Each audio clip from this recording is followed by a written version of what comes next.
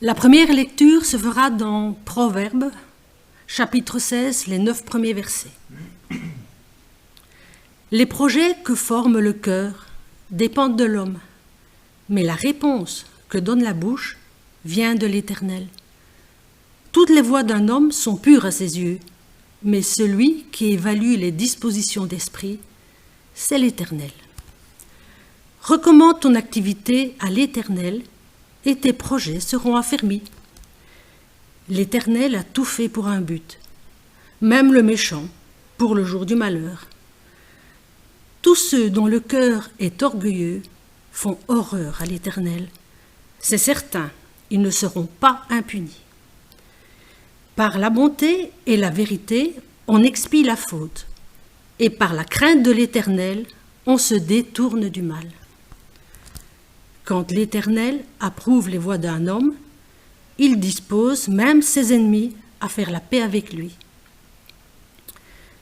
Mieux vaut peu, honnêtement gagné, que de grands revenus acquis injustement. Le cœur de l'homme peut méditer sa voie, mais c'est l'Éternel qui dirige ses pas. La deuxième lecture se fera dans Romains 5, les versets 18 jusqu'au Romains 5, 6, les versets 11.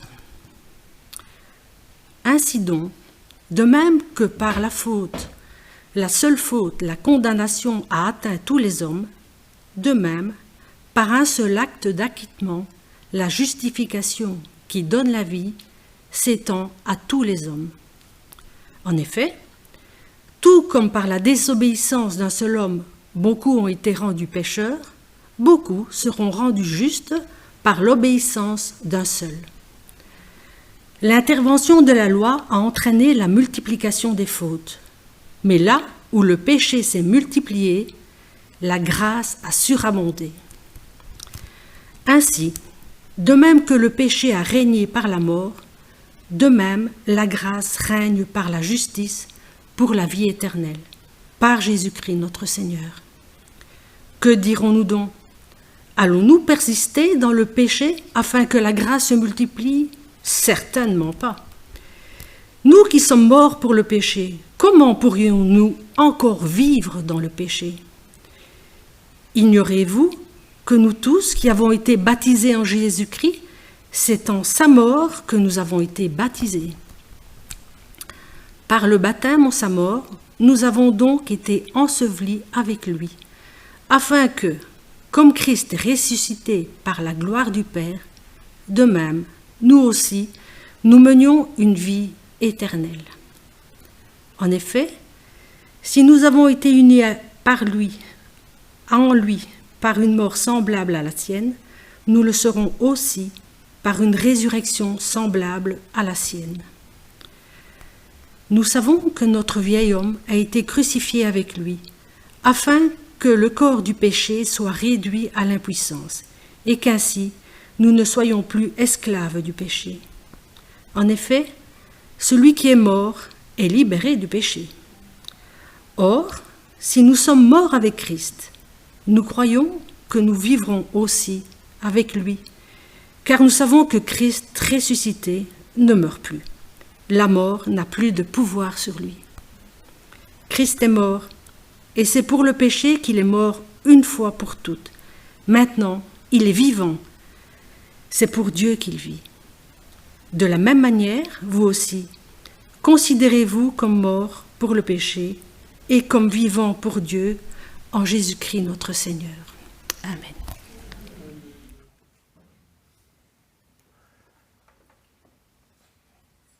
Dans la première partie du culte, j'ai régulièrement mentionné le mot liberté. Et qu'est-ce que la liberté ? Nous revendiquons tous la liberté. Et indépendamment des convictions de chacun et chacune, tous la portent, je pense, en haute estime. Pourtant, quand il s'agit de définir le contenu de la liberté, ce qu'elle veut dire, mais on réalise rapidement que ce mot peut cacher des réalités très diverses et parfois divergentes, opposées. Alors, par curiosité, j'ai consulté le dictionnaire Larousse et j'y ai trouvé pas moins de 14 définitions différentes et souvent des définitions influencées par des présupposés philosophiques. Vous allez vous en rendre compte. En voici quelques exemples. La liberté peut être comprise comme l'état de quelqu'un qui n'est pas soumis à un maître. Ça, c'est une définition assez classique où on est tous à peu près d'accord. Ou alors la situation de quelqu'un qui se détermine en dehors de toute pression extérieure ou de tout préjugé. Ou encore la possibilité d'agir selon ses propres choix sans avoir à s'en référer à une autorité quelconque. Là, on pousse déjà des frontières. Ou encore l'état de quelqu'un qui n'est pas lié par un engagement d'ordre contractuel, conjugal ou sentimental. Donc malheureusement, tous ceux qui sont mariés ici ne sont pas libres. Félicitations Jean-Marc et Anne-Lise.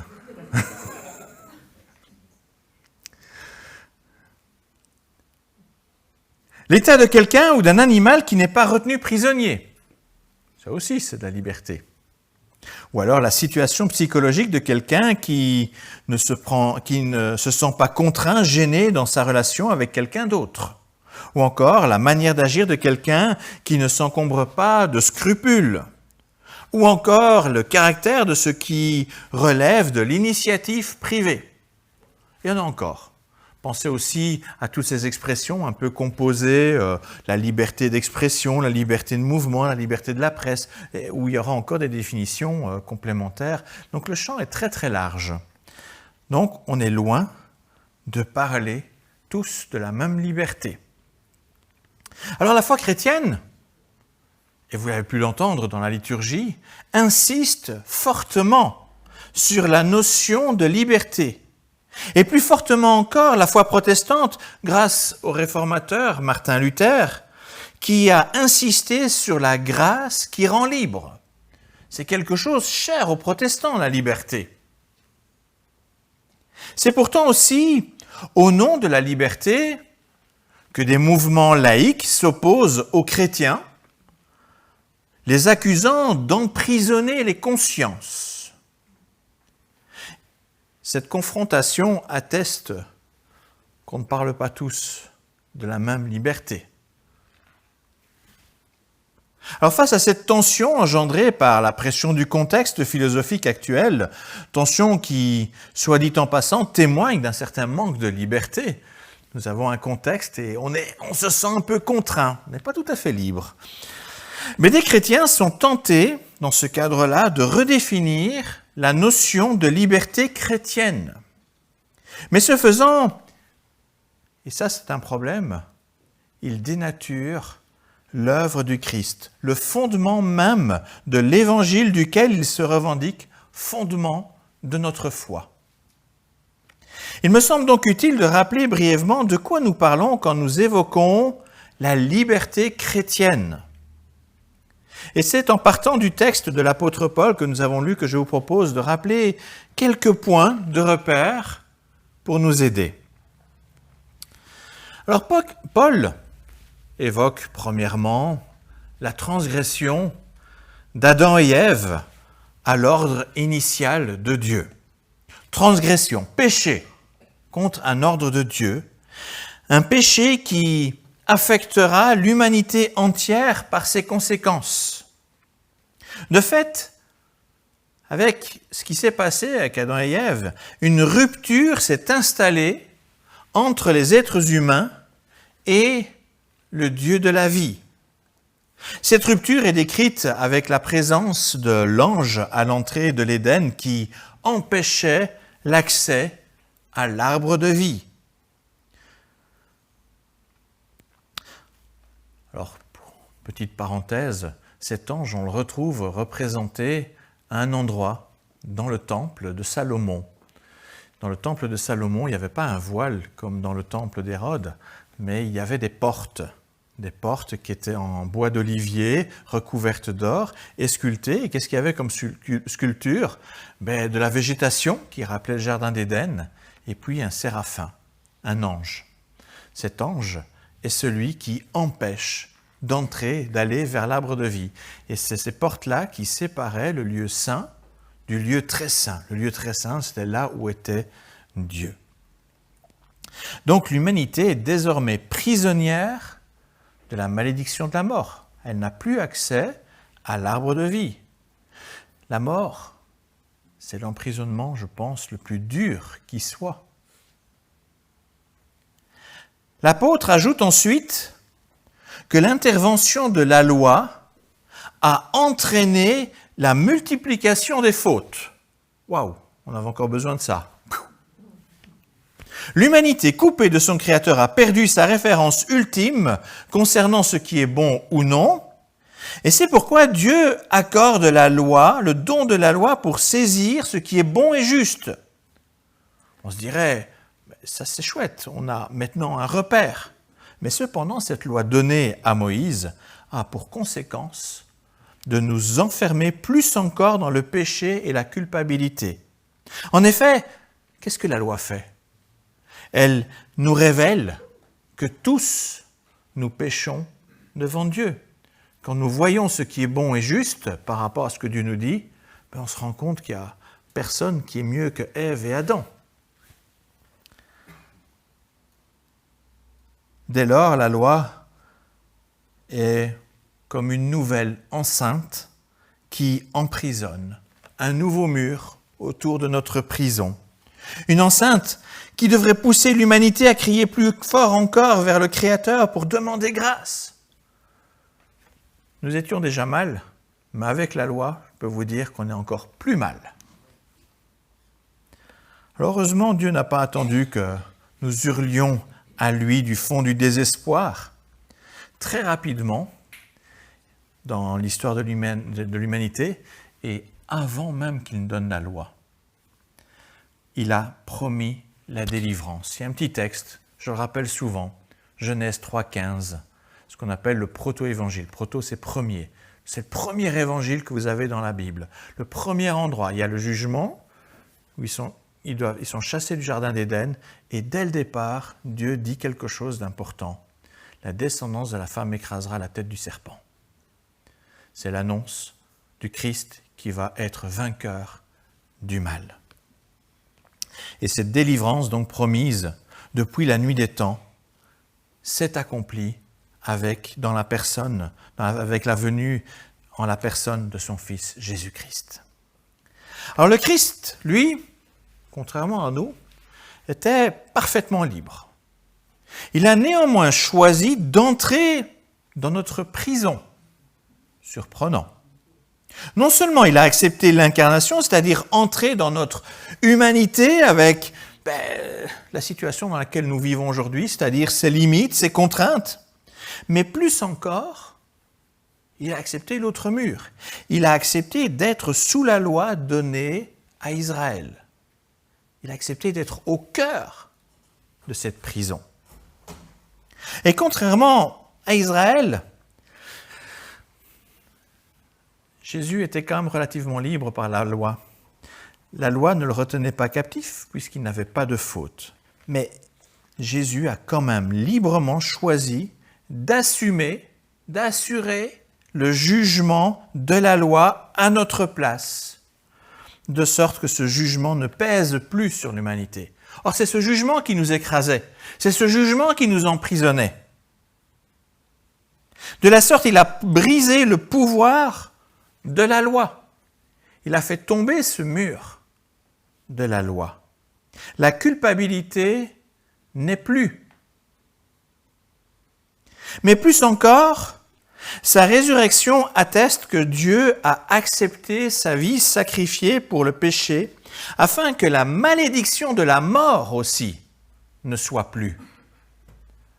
Nous avions deux murailles, il les a fait tomber, toutes les deux, la culpabilité et le jugement de la mort. Ainsi donc, la liberté chrétienne est cette liberté acquise par le Christ.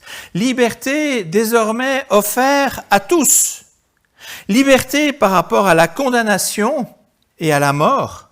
Et liberté à d'à nouveau vivre en communion avec le Créateur juste et bon.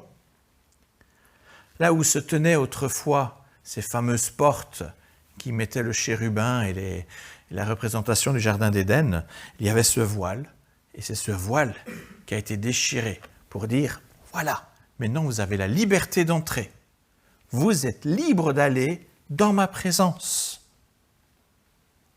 L'ange n'empêche plus l'accès à l'arbre de vie. Et l'arbre de vie, nous l'avons en Christ. Que dire alors du péché et de la loi pour le chrétien, désormais libre du Christ? Parce que l'Esprit Saint habite en nous et nous assure d'être toujours avec Dieu, quelque part c'est ce lieu très saint qui vient carrément habiter en nous, pour vraiment montrer qu'on a cet accès, qu'on est libre. Mais parce qu'il habite en nous, il nous montre nos pensées, nos attitudes, nos actions qui lui déplaisent. Il est là. Il touche un peu nos consciences et il veut nous travailler, nous transformer. Par une intelligence renouvelée, une conscience régénérée, nous prenons désormais conscience du péché contre notre Dieu. Quand nous agissons mal aujourd'hui, quelqu'un qui ne connaît pas Dieu, la notion de péché, ça ne veut rien dire.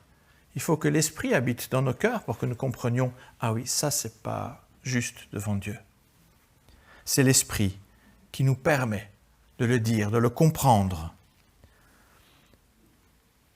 Heureusement, ce péché est couvert par la grâce reçue du Christ. Il n'a plus le pouvoir de nous conduire à la mort éternelle. Oui, parfois il est encore là, mais il n'a plus ce pouvoir sur nous. Par rapport à la mort, nous sommes libres.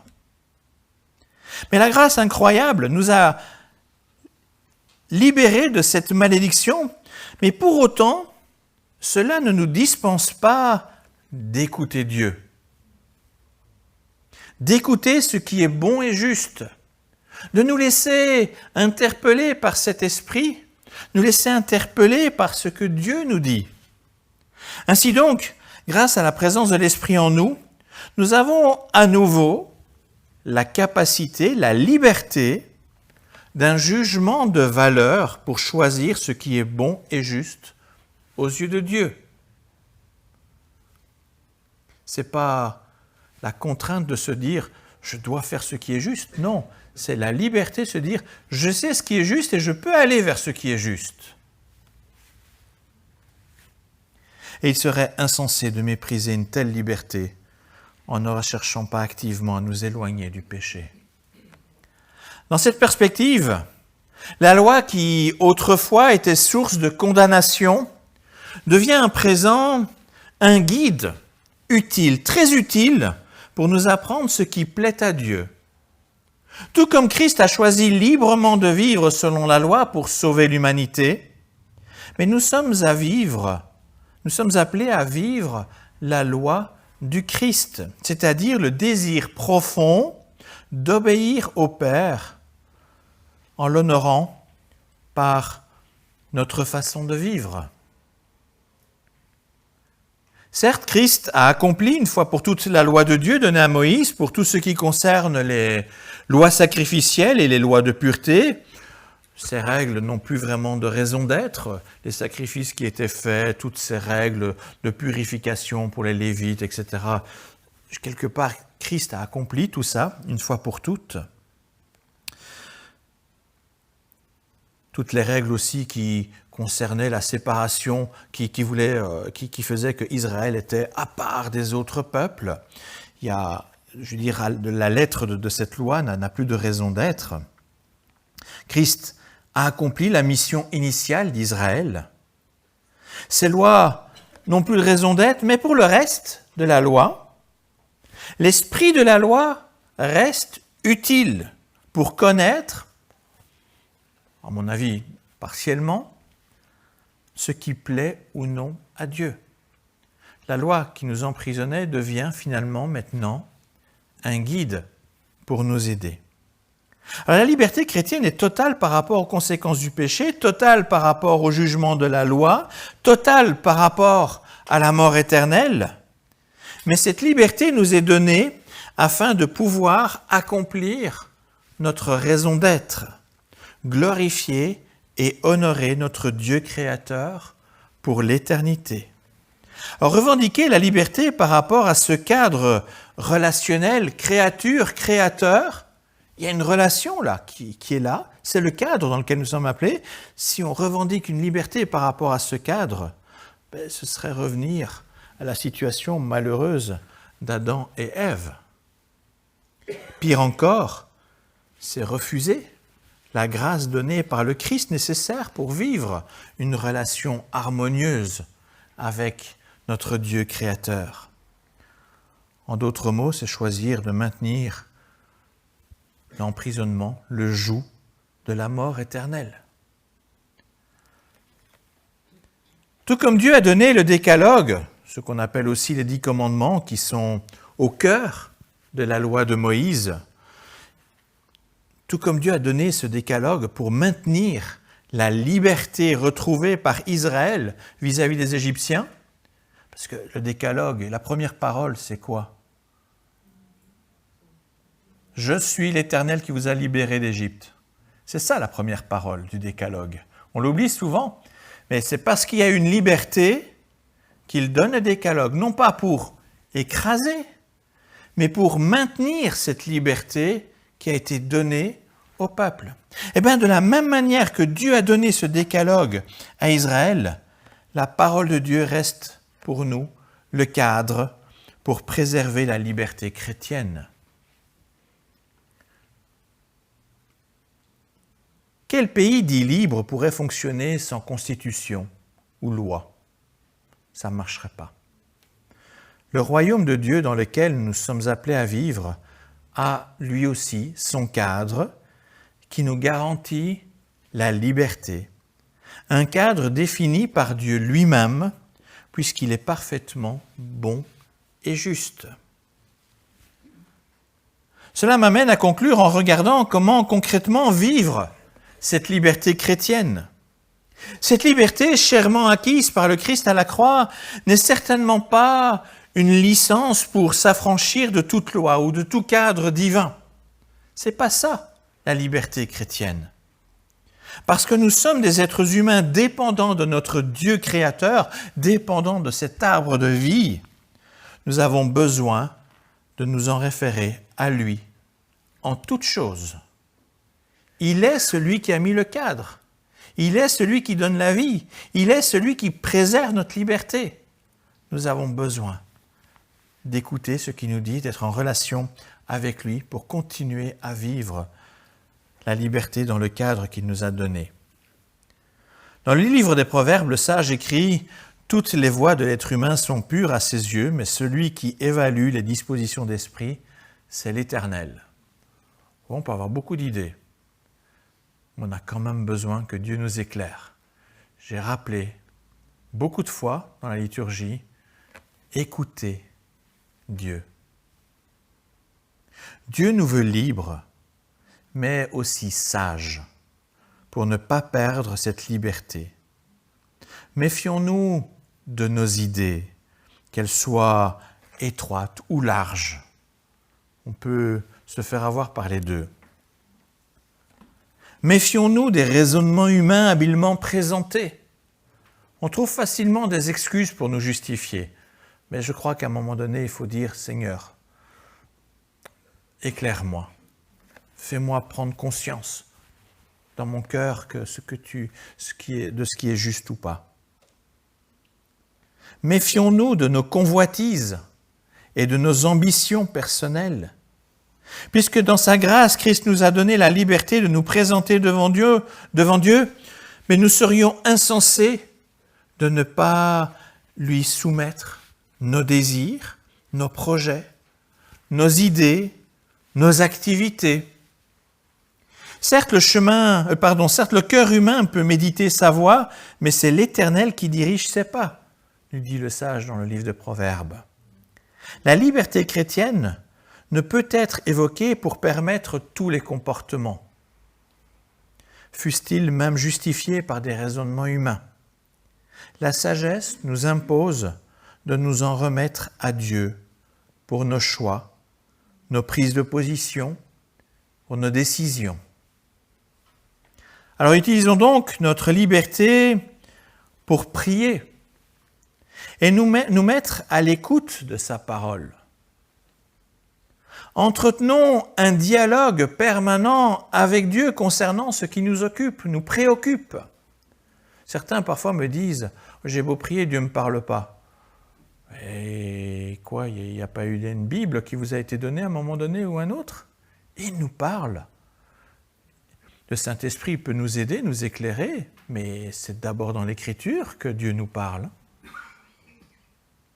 Osons nous demander si ce que nous faisons ou pensons plaît à Dieu. Si la conviction nous manque, montrons-nous prudents. C'est ça être sage. Si nous trébuchons, repentons-nous, assurés de la grâce de Dieu, mais retournons à la prière et recherchons une position plus conforme à ce que nous enseigne l'Écriture. Retournons toujours à cette source, à cette loi, à cette constitution qui nous est donnée pour vivre le royaume de Dieu. Comme le dit le psalmiste cité au cours de la liturgie, remettons notre vie au Seigneur, confions-nous à lui et il agira. Il fera paraître notre justice comme le jour qui se lève et notre droit comme le soleil en plein midi. À Dieu soit toute la gloire. Amen.